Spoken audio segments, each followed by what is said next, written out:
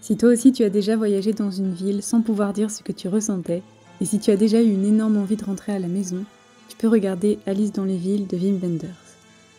Philippe a arpenté les États-Unis pour écrire un livre, mais n'a pu ramener que des pensées vides et des polaroïdes. À l'aéroport de New York, il rencontre Lisa et sa fille Alice qui rentrent aussi en Allemagne. Il se retrouve à prendre l'avion avec Alice et tous deux doivent attendre Lisa en Allemagne, mais celle-ci ne vient jamais. Ils partent à la recherche de la grand-mère d'Alice à Wuppertal.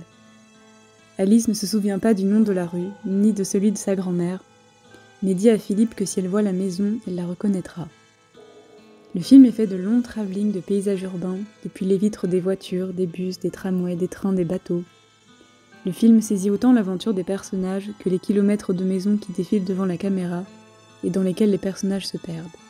On peut penser à Anselm Kiefer, le peintre plasticien et grand ami de Wim Wenders, qui a, comme il le dit lui-même, photographié la peau de la Terre depuis un avion et l'a imprimée sur des grandes plaques de tôle.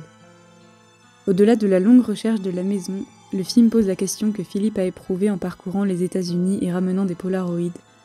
Comment raconter les espaces que l'on traverse et les paysages que l'on a ressentis ?